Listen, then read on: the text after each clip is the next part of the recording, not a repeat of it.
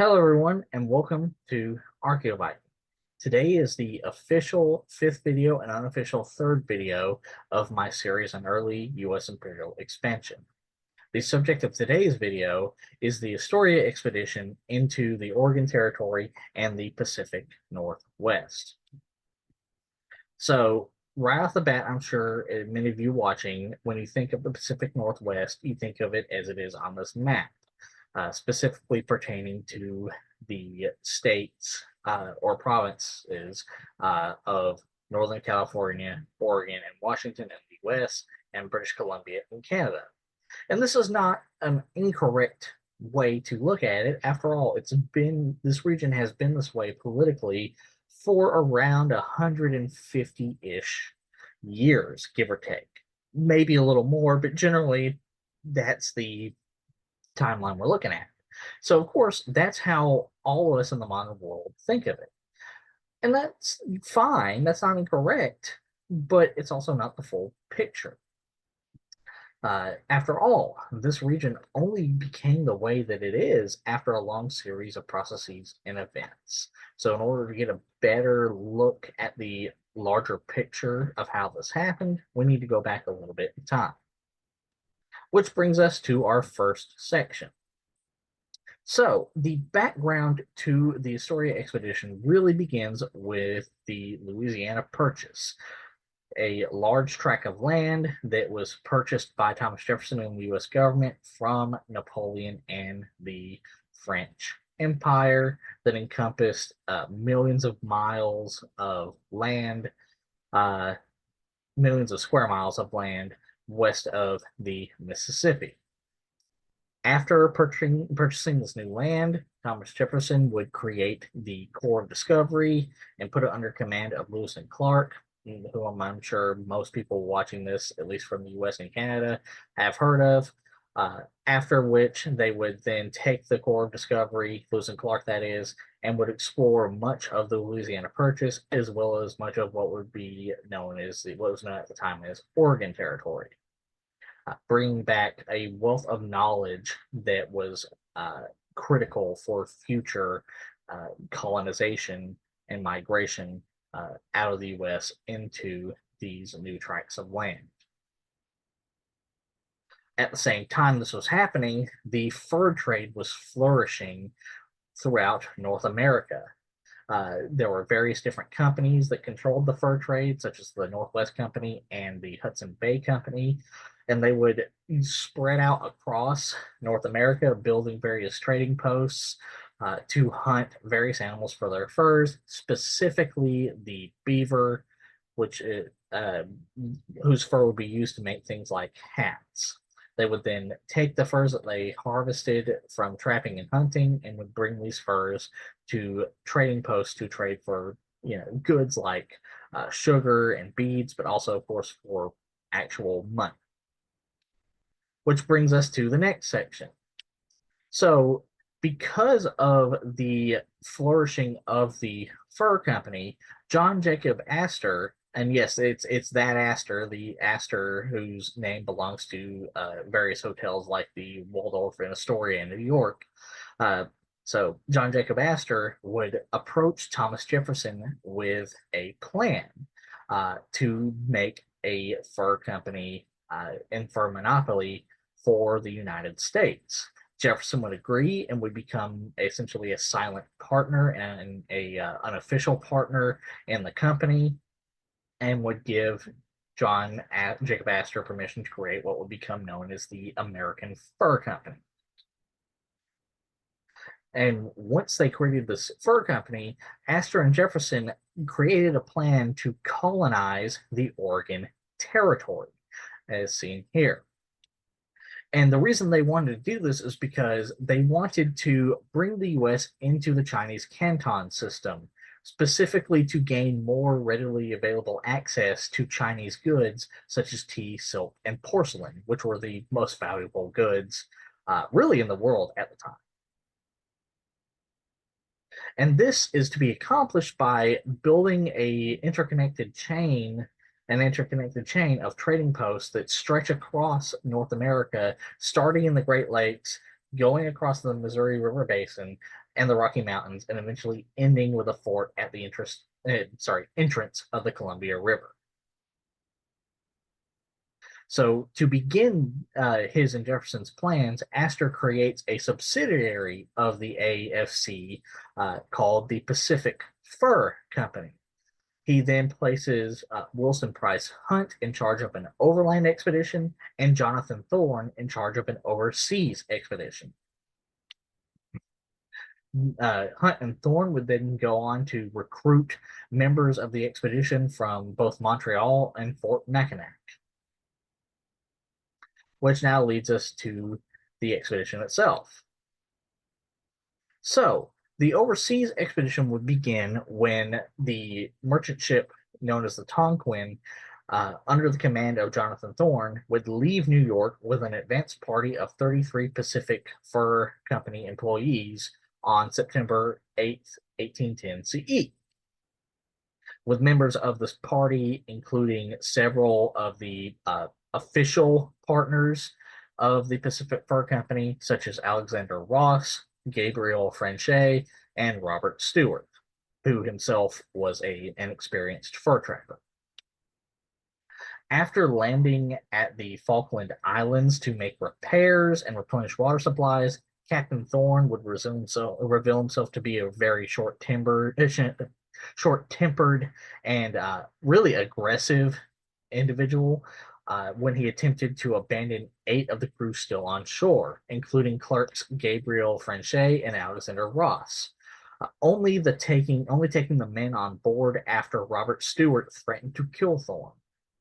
Afterwards, communication between the company workers would be no longer held in English in order to exclude Thorne from discussions, with a lot of the partners and clerks holding their talks in their ancestral Scottish Gaelic, while the laborers would speak in Canadian French, with this event happening on December 4th, 1810 CE. After that, the ship would go on to sail around South America and eventually would anchor in the Kingdom of Hawaii on February 1811 CE. While in Hawaii, the crew would purchase food such as purple yams, coconuts, chickens, among other things like goats and pigs. They would also recruit 24 native Hawaiian Kanakas, who are hired with the approval of King Kamehameha I, who would then go on to appoint Naukane, seen right here, to oversee their interests. The ship would then depart Hawaii and would eventually make their way to the Columbia River, docking on Baker's Bay on the Columbia's estuary in March 24th, 1811 CE. After that, the crew would begin to construct Fort Astoria. However, the construction would suffer from low progress due to rampant sickness and exacerbated by the lack of medical officers, as well as no one apparently among the party having had previous experience in the logging industry, or most baffling, none of them had even used an axe before, or at least most of them had not used an axe before. And this construction would begin on sometime in April 1811 CE. At the same time that critical diplomatic relations between the Chinookan villages had been established by the Astoria expedition, specifically Chinookan villages near the Columbia, and even more specifically a Chinook village under Chief Concolly, as you see here. And here's a Chinook, traditional Chinook village here. And here's the various Chinook nations here. Once this diplomatic relationship was established, the Chinook villages would act as guides for the Astoria expedition when they would further explore the Pacific coast. They would also help the expedition hunt for animals for pelts, specifically seals. While in return for this, the Astoria expedition would help the Chinook against rivals such as the Cowlitz Nation here. Also, the Chinook played a very vital role because due to the low supplies that the Astoria expedition had, the Astoria expedition would frequently turn to the Chinook villages for food supplies such as elk and salmon. Insistent on trading further north, as instructed by John Jacob Astor, Jonathan Thorne would then take the Tonquin to Vancouver Island, only for Thorne and the entire crew to be massacred by the local Chinook nation after Thorne insulted the local Chinook chief by hitting him in the head, apparently, with a pelt.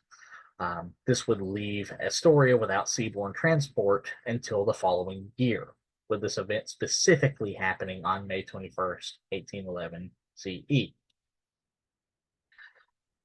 Shortly after this, an individual by the name of Kalsama Nupika, a two-spirit, or what we would equate to as a trans individual in the modern day, sort of, from the Tuxana Nation, would be sent by the Hudson Bay Company along with their wife, where they would then offer accounts of the interior to the Astoria Company and would recommend that another station be opened at the confluence of the Columbia and the Okanagan River amongst the Okanagan Nation. And he would arrive, they would arrive specifically on June 15th, 1811 CE. After this, another Northwest Company employee, an experienced fur trapper by the name of David Thompson, would also arrive at Astoria. And after his arrival, a party, including Alexander Ross and Malkane, would leave to go to the Okanagan people, as well as go and construct one of the first forts in this proposed chain of trading posts, which they would call Fort Okanagan. And they would depart Astoria Fort on July 22nd, 1811 CE. After departing Fort Astoria, they would eventually enter the Watlala Chinookan territory, where party leadership would fail to establish favorable relations with the Watlala. This lack of diplomatic relations would lead to several Watlala men performing several military displays, and would also lead to the Watlala men stealing small amounts of goods from the party. However, party leadership would eventually be able to secure protection from the Wasco Rishram Chinookan Nation, with all of this event happening around early August of 1811 CE. After passing through the Watlala and Wasco Rishram nations, David Thompson and the Northwest Company trappers would actually split from the Astoria Company. At the same time, Malkane would actually choose to go with Thompson's group, where he would eventually travel with Thompson's group to Fort William on the banks of Lake Superior, and this would happen sometime in late July of 1811 CE. The party would soon pass through the Sahaptin nations, where they would eventually meet an assembly of Walla Walla, Cayuse, and Nares Perce, who would welcome the fur traders. And this would happen on August 12th, 1811 CE. And here are those nations I mentioned here. This is a Nez Perce village. And these is a village that would have been very typical of what the Walla Walla and Cayuse would have lived in. And these are longhouse tents that would have been used to varying degrees by all three of these nations. The party would then pass through the Wintachi Nation, who would provide the party with horses. And then after passing through the Wintachi Nation, they would pass through the territory. The party would pass through the territory of the Chelan Nation, who would provide the party with food, such as salmon and berries. And this would all happen sometime in late August of 1811 CE. The party would then reach the junction of the Columbia and Okanagan River, where they would encounter a large encampment of Okanagan. Diplomatic relations are quickly established with the Okanagan Nation, who promises to help the party trap animals for fur. They also promise to provide supplies, and they also promise to provide much needed protection to the party.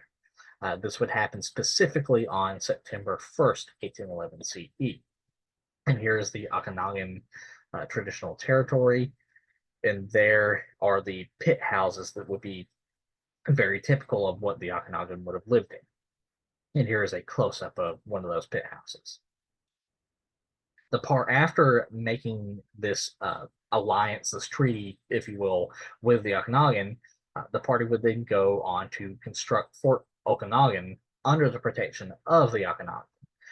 After constructing the fort, much of the party would return to the company headquarters. And this would happen sometime between September 1st and October 11th, 1811 CE. Now it is time to go and look at the other half of the expedition. So, the overland expedition under William Price Hunt would depart from Fort Osage on October 21st, 1810 CE. The group would then travel up the Missouri River before making camp at Nottoway River for the winter, in the winter of 1810 CE. While camping for the winter, the expedition would trade with the Missouri Nation for various different supplies. And here is the traditional territory of the Missouri Nation, and there is the Missouri, an example of a Missouri Indian, Missouri native. And here's the sort of typical village that the Missouri Nation would have lived in. Eventually, the expedition would break winter camp and would travel further north, reaching a major Omaha Nation village. There, active commercial transactions would be completed, with Omaha merchants offering jerked buffalo meat, tallow, corn, and marrow in exchange for vermilion, beads, and tobacco carrots. And this would happen between April and May of 1811 CE. They would then leave the Omaha village and would proceed further up the Missouri River, where they would encounter a Lakota war party. Tensions would quickly arise between the two groups, with the Astoria expedition actually loading artillery to attempt to scare away the Lakota war party. However, it is soon determined that the Lakota war party actually desires a parley, and peace talks are held, eventually leading to the Lakota explaining that they had formed this war party to prevent the Pacific Fur Company from trading with neighboring nations that they were at war with, specifically the Arikara, the Mandan, and the Gros Ventre. And this would happen on May 31st of 1811 CE. And there's a Lakota war party. There is the traditional territory of the Arikara and Mandan, as well as the Hidatsa. And there is the traditional homeland of the Gros Ventre. However, as I'm sure no one is surprised about, the Astoria expedition would ignore these warnings and would head further north, where they would then proceed to trade amongst an Arikara village, trading items such as knives and guns in return for horses on June 12th, 1811 CE. And there's an Arikara village here. They would then be warned again by the Arikara, who would warn the Astoria expedition to avoid the Blackfeet Nation due to recent hostilities that had arisen between the Blackfeet towards white traders. Hearing this, Hunt would then change the expedition's route, changing it from its original route to a new route that would follow the Little Missouri River west. And this would happen in late July 1811 CE. Along their journey, the expedition would then encounter a band of Cheyenne, whom they would purchase 36 horses from, and then they would, after that, encounter a party of Crow, who they would purchase a further 85 horses from, as well as robes and belts. And this would happen between August 6th and August 30th of 1811 CE. And there is a Cheyenne village and a Crow village here. And there is the Cheyenne territory and Crow, traditional Cheyenne territory and traditional Crow territory here. After these encounters and purchasing the horses, the expedition would then make their way to and temporarily stay in Fort Henry before eventually traveling down the Snake River. And this would happen between September 8th and September 19th of 1811 CE. They would then travel down the Snake River, which would prove more difficult than they thought. And this will be due to rapids such as the Cauldron Lynn area of the Snake River, which then forces the party to perform what is known as a portage or portages, where they then proceed to go onto land and walk the landform carrying their boats and supplies. And over the course of this journey, specifically during the remainder of September through early November, 4 incidents of canoes capsizing happen, which result in the death of a member of the party, as well as the loss of trade goods and the loss of food supplies, which then begins to dwindle the expedition's food stockpile. And this happens again between late September and early November 1811 CE. After this, there is only enough provisions to last for 5 days. So this leads the expedition to decide to split into 2 parties of 19 men, where they are each given, each group of men is given 5 pounds of meat, as well as dividing the overall supplies, which now only consist of 40 pounds of corn, 20 pounds of fat, and 5 pounds of bouillon tablets. And then after this, the 2 groups would begin to travel on either side of the Snake River on November 9th, 1811 CE. After their split, it soon became apparent to both parties that the cliffs were too steep to allow for an easy descent to the riverbanks for water. So sources of hydration would become very limited. And despite communication with the various Native American nations in the region, such as the Shoshone and the Nez Perce and the Paiute, the situation did not improve. And this would happen between November 9th and 20th of 1811 CE. The 2 parties would eventually reunite, where they would visit several villages of the northern Shoshone to purchase horses and vitally needed food sources such as dried fish, roots, and pounded dried cherries. A Shoshone is also convinced to act as a guide to the Pacific Fur Company group, and asked to guide them to the Umatilla River. And here is a Nez Perce village, Shoshone village here. And this would happen on December 23rd, 1811 CE. They would then continue their journey, where they would receive further help from Native American villages along the way, and would also hear of the destruction of the Tonquin in the previous year when they encountered the Wasco Rishram Nation.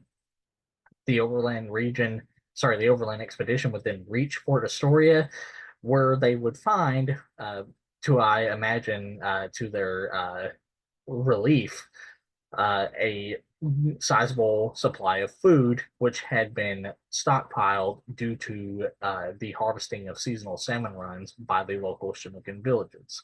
And this would all happen between January 8th and February 15th of 1812 CE. After the overland expedition arrives, eventually in spring, an expedition is sent to take supplies to Fort Okanagan.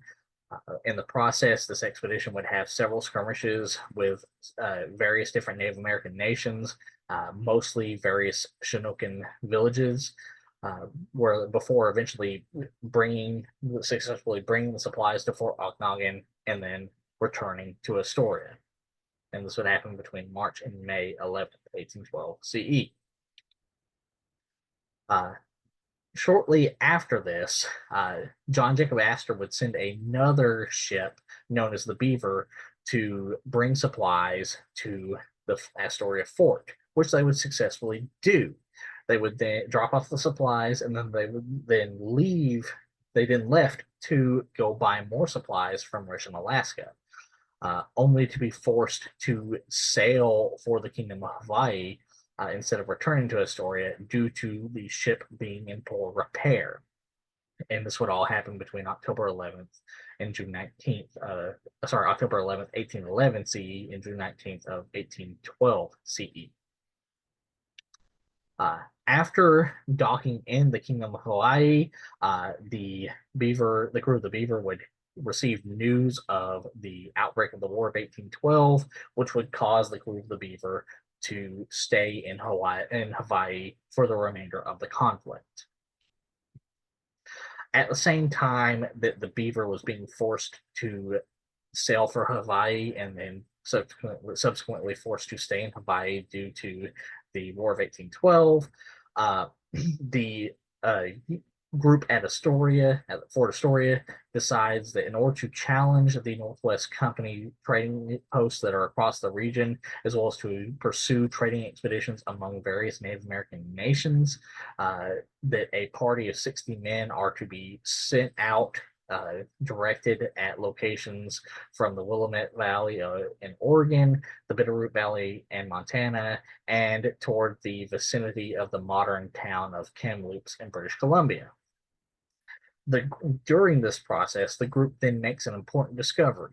They discover what is known as the South Pass, a trail and pass that would become critical for the later westward movement of tens of thousands of American migrants. And this would happen in late 1812 CE. Which brings us to our next section. So the Pacific Fur Company would begin to collapse from a variety of issues, such as competition from the Northwest Company establishing trading posts in the major fur-producing Oregon regions, the destruction of the Tonquin, and the outbreak of the War of 1812. After the outbreak of the War of 1812 specifically, Northwest Company clerks would actually go on to alert Fort Astoria of a British warship en route to capture the station. The Pacific Fur Company management would then agree to sell the company's assets in the Oregon country, or they would then formalize the agreement by raising the Union Jack flag on the fort. Once the ship known as the HMS Raccoon arrived at the Columbia River under command of John McDonald, John McDonald would then rename Fort Astoria to Fort George in honor of George III. And this would happen between October 23rd and November 30th of 1813 CE. Now this brings us to our last section. So, after the collapse of the Pacific Fur Company, Naokane would temporarily return to the Hawaiian Islands before returning again to the Pacific Northwest, now as an employee of the Northwest Company, where he would work as a laborer at Fort George. When the company is merged into the Hudson Bay Company, Naokane would remain at Fort George as a Hudson Bay Company employee. He would later then be temporarily sent with King Kamehameha II to England to visit King George IV, and then he would then spend the rest of his life near Fort Vancouver, working for the Hudson Bay Company. And this would all happen between 1815 and 1850 CE. Eventually, in October 20th of 1818 CE, a treaty would be established between the United States and the British Empire, known as the Treaty of 1818, that would confirm joint occupancy between the two nations within the Oregon Territory, with each nation agreeing not to inhibit the activities of each other's citizens. Only a couple of years later, in 1821 CE, the Northwest Company would merge with the Hudson Bay Company, with the Hudson Bay Company eventually controlling most of the fur trade across the Pacific Northwest. And this would be done in the exact same manner that Astor had dreamed of, specifically using a series of trading posts across the North American continent to then connect to a multi-continent economic web, such as the Canton trading system. Now we move on to arguably the two biggest legacies of the Astoria expedition. One, the Astoria expedition would partially inspire the route of the Oregon Trail alongside the route that Lewis and Clark went on in their expedition. And this would be a trail that would be used mainly through the 1840s by American migrants and colonists who planned on settling and colonizing in the Oregon Territory. And then we come to the absolute biggest legacy of the Astoria expedition.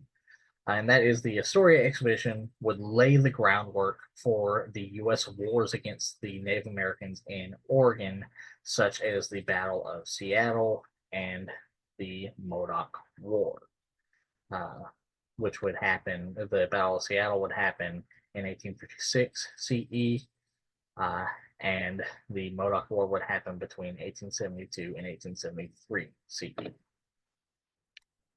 And that brings an end to the to our video on the Astoria expedition.